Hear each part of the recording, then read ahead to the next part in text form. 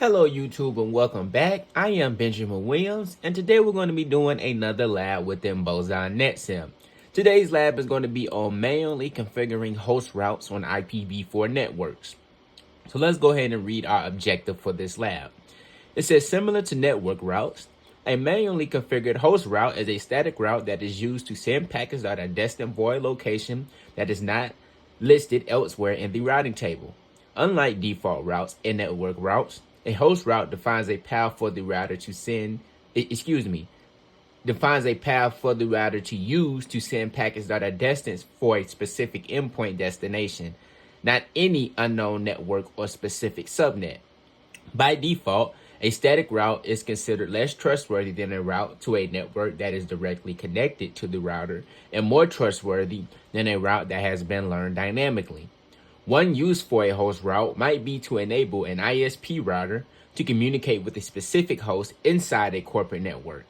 In this lab, you will learn to manually configure host routes on Cisco routers and layer 3 switches. All right, so if we take a look at our topology for this lab, we can see that we have an internet cloud. We have two routers that run down from the internet cloud with a serial connection. This is probably a wide area network link, and that is why we have these serial connections. We have those down to our two routers, which come into it looks like our organization or our autonomous system. And then from there, we have two distribution layer 3 switches. And then from there, we have our access layer switches, which connect our end clients. Okay. So that is just the basic lab topology that we're working with for this lab. We have the commands, which is configure terminal.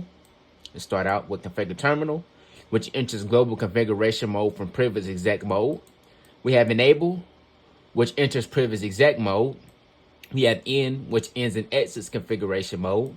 We have exit, which exits one level in the menu structure. We have IP route destination prefix. Then we specify the destination prefix mask. Then we specify either the IP address or the interface type.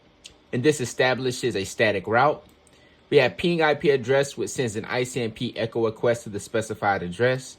We have show IP route, which displays the IPv4 routing table. Okay, so we also have our IP address table right here for troubleshooting purposes, as well as for documentation purposes. If we need to refer back to this table during the lab, we surely will. All right, so let's go ahead and get into our lab tasks. We're going to be doing our lab reading in the top right. We're going to keep our topology in the top left. And of course, we're going to be doing our configuration down here at the bottom, okay? So task number 1, it says manually configure host routes on Cisco routers. It says in this task, you will manually configure and test host routes on Cisco routers and layer 3 switches. It says from router 1, attempt to ping the IP address of 192.0.2.1, 192.0.2.2, and 192.0.2.3. which are IP addresses that exist elsewhere on the internet in this lab. Do the ping succeed? All right, so we're on router 1 now. And if we refer back to our IP address table, we can see that we're pinging these 3 loopback addresses on the internet router. Okay, if we look at our topology, we can see that those IP addresses are on this internet cloud. And we're trying to ping those IP addresses from router 1. All right. So let's try that now. Let's do an enable. Let's do a ping to 192.0.2.1. Are we able to ping that loopback 0 interface on the internet? It looks like we are not. We're getting unsuccessful pings from that IP address. So that IP address did not work. Let's try the loopback 1 interface on the internet router. We can see that those pings are failing as well. We're getting periods. All right. And let's try the last IP address, which is 192.0.2.3, which is that loopback 2 interface on the internet cloud. And we're not able to ping that IP address either. Okay. So we know that we're dealing with routers. So this router must not have a route to those loopback interfaces. So number 2, it says on router 1, display the routing table. Does a path to 192.0.2.0 network exist? So that's what I just said. Let's take a look at the routing table. Let's do a show IP route. And if we take a look at our routing table off of a brief skim, we do not have a network path to 192.0.2.0. And that is the reason why those pings are failing, okay? So number 3, it says similar to a default or network route configuration, you can configure either a local outbound interface or a next hop IP address as a destination when configuring a host route. What benefits does using a next hop IP address have over using an outbound interface? So when you just use an outbound interface, ARP has to occur after each packet that you send out of that outbound interface. But if you use a next hop IP address, ARP only has to occur one time, and then that information can be saved in the ARP cache. And it will only be one entry. If you do an outbound interface, it will have to do ARP each and every time. And this will make the ARP cache a lot more populated. All right, so let's see what Boson is going to say. It says when a host is manually configured on a Cisco router, the destination can be as either the next hop address or the local interface to which packets should be sent. However, curating a host route to an interface causes the router to send an ARP request for each destination address that it sends through the router, which can cause high processor utilization and create a large ARP cache. Using a next hop IP address as a destination therefore keeps the processor overhead low. Okay, so that is what I just explained. So on number 4, it says on router 1, configure a host route to the IP address of 192.0.2.1 through the interface that connects router 1 to the internet. What subnet mask did you use and why? So what I want to do first, after reading that, was to first figure out what connection connects up to the internet. So if I do a show CDP neighbor, or I can do a show LLDP neighbor. Okay, so we're not able to see that. Okay, we are able to see the internet router. I'm sorry. So we can see the internet routers is connected from the serial 01 interface on router 1. Okay, so I just want to figure that out so we know what to specify in the actual command. So the next question was, what subnet mask will we use? Well, we're going to use a /32 subnet mask, and that's because we're configuring a host route. All right. So a host route is a specific host, and that is a /32. So let's do a configure terminal, and let's do a network. I'm sorry, IP route. Okay, IP route, and we want to do a address of 192.0.2.1.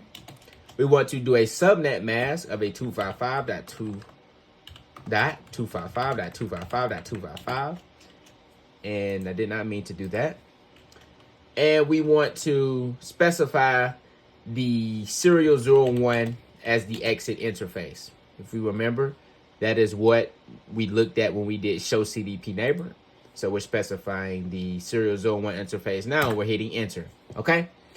So number 5, it says on router 1, display the routing table. What new entry do you notice there? So let's do a do show IP route. And now we can see that static route that we entered is right here. We can see that it is the /32 address that we specified.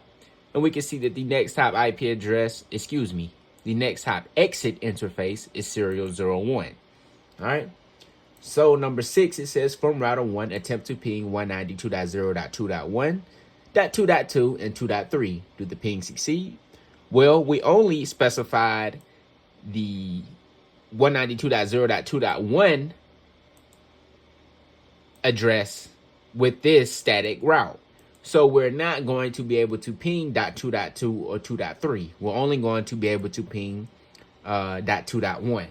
So let's do a ping to 192.0.2.1. This one should succeed. Oh, let's do a do. Well, let's just do an end. Let's do a ping now. Ping 192.0.2.1. That one works. Let's try that 2.2. This one is not going to work because in our IP routing table, we do not have a path to this specific network address. All right, so that one failed, and that 2.3 is going to fail as well. because we do not have a route to that network address either. All right. So while those continue to fail, let's go ahead and read number 7. It says on router 1, configure host routes to the IP addresses of .2.2 and .2.3 respectively. Use router 1 serial 01 interface as the destination value. What changes do you expect to see in the routing table after you issue these commands? Well, after I issue these commands, I should see static routes in the routing table for those networks as well, with a /32 subnet mask. So let's go ahead and enter that now. Let's do a configure terminal. Let's do an IP route to 192.0.2.2, 255.255.255.255. We want to do a serial 01 exit interface. Hit enter there. Let's do an IP route to 192.0.2.3, 255.255.255.255 with the exit interface of serial 01. All right, and that looks good. Now it says from router 1 attempt to ping 192.0.2.1, .2.2, and .2.3. Do the ping succeed? And they should this time. Let's do an end. Let's do a ping to .2.1 first. All right, that one works, and it worked when we did it before. Let's try .2.2. We just configured this route. That one works. Now, and .2.3 is going to work as well. All right, because we just configured both of these network routes in our routing table. All right. So on number 9, it says on router 1, display the routing table. How many static routes are entered into the table? What are some alternatives to static routes that will prevent the routing table from growing in this way? So first, let's display the routing table. Let's do a show IP route. All right. And we can see we have 3 static entries in our routing table. And that was the first question. The second question is, what are some alternatives to static host routes that will prevent the routing table from growing in this way? Well, we could have did one route and specified all of these addresses within that one route to prevent 3 static routes from being in our routing table. Or we could have used a dynamic route instead of using a static route altogether. As you can see, we have dynamic routes in our IP routing table as well. And we can tell by the OSPF specification that is displayed within these routes, okay? So either we could have did a route that encompasses all of these addresses, or we could have just did a dynamic routing protocol. All right. So on number 10, it says from router 2, attempt to ping the 192.0.2.1, .2.2, and .2.3. Do the ping succeed? So let's go over to router 2 now. We were just on router 1. Let's do an enable. And let's try these same pings on router 2. Let's do a ping to 192.0.2.1. And we are not, it looks like we're not going to be able to ping the internet cloud from router 2. All right. So that ping fails. Let's try .2.2. All right. This ping is failing as well. It's failing right here by these dots. .2.2 is failing. That is the loopback 1 interface on that internet cloud. And let's try .2.3. which is the loopback 1 interface on this internet cloud. And those pings are failing as well. So 11, it says on router 2, configure a host route to the IP addresses of 192.0.2.1, .2.2, and .2.3 respectively. Configure the paths to the next top IP address that connects the internet router to router 2, 203.0.113.5. How do these commands differ from the ones you issued on router 1? Well, the commands are going to be the same. The only difference is going to be we're going to specify the next hop IP address instead of the exit interface. So that is the only difference. But let's go ahead and configure all of those host routes. So let's do a configure terminal. Let's do an IP route to 192.0.2.1, 2.1, 255.255.255.255, and we want to do a next hop of 203.0.113.5. Hit enter there. Let's do an IP route to 192.0.2.2, 2.2, 255.255.255.255. The same next hop IP address of 203.0.113.5. And lastly, let's do an IP route to 192.0.2.3, at 255.255.255.255, 203.0.113.5 as the next hop. Oops, must have did something wrong. So IP, I didn't say route all the way. So IP route, all right, 255.255, 203.0.113.5. All right, that looks good. Let's do an exit. All right, so now it says on router 2, display the routing table. What static routes do you notice there? How do these entries display differently from the manually configured routes on router 1's routing table? So now let's view the routing table. Let's do a show IP route on router 2. And we can see we have 3 static entries over here as well.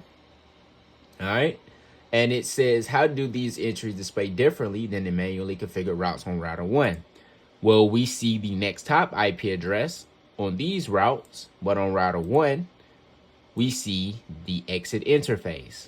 So that is the difference, all right? So on number 13, it says, on router 2, attempt to ping the IP address of 192.0.2.1, .2.2, and .2.3. Do the ping succeed? So let's try to redo those pings that we did at the beginning. That 2.1 works now because we have a route. That 2.2 works because we inputted a route, and that 2.3 is going to work as well because we just inputted that route as well. All right. So number 14, it says both D-switch 1 and D-switch 2 in this lab are layer 3 switches on which IPv4 routing has been enabled. Therefore, both D-switch 1 and D-switch 2 are also routers.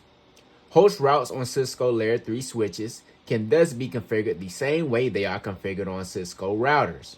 On both D-switch 1 and D-switch 2, configure a host route to the IP addresses of 192.0.2.1, .2.2, and .2.3 respectively.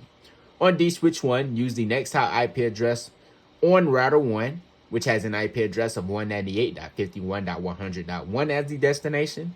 And on router 2, on D-switch 2, use the next hop IP address of router 2, which has an IP address of 198.51.100.9 as the destination.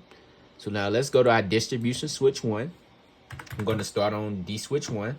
Let's do an enable. Let's do a configure terminal. Let's do an IP route to 192.0.2.1, 255.255.255.255. We want to do a next hop of 198.51.100.1. Hit enter there. Let's do an IP route to 192.0.2.2, 255.255.255.255, 198.51.100.1. Hit enter there. Let's do an IP route to 192.0.2.3, 255.255.255.255, 198.51.100.1. Oops, I did the same thing. I didn't specify a route all the way. So we want to do an IP route. That should take now, and it did. All right. So now we're going to do the same thing over here on D-switch 2, but just specify a different exit interface. So let's do an enable. Let's do a configure terminal. Let's do an IP route to 192.0.2.1, 255.255.255.255, 198.51.100.9. All right, let's do an IP route to 192.0.2.2, 255.255.255.255, 198.51.100.9. Let's do an IP route to 192.0.2.3, 255.255.255.255, 198.51.100.9. Oops. did the same thing, didn't specify the whole IP route. I don't know why I keep on doing that. That should take now. All right.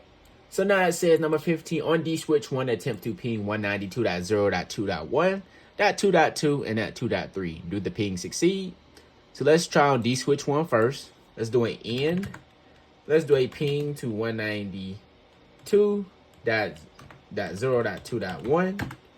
Let's try .2.2. And let's try .2.3. And all of those pings are successful on D switch 1, and that is because we specified a destination network route on this router for those networks. And let's try the same thing on D switch 2. We should get a similar result with all of the pings being successful. Let's do a ping to 192.0.2.1. That works. .2.2. That works, and .2.3. That works as well. And that was number 16. So this looks to be the end of this lab. So hopefully we did everything correctly. Let's hit grade and see what happens. And we did. So I appreciate you guys for watching this video, and I will see you in the next one.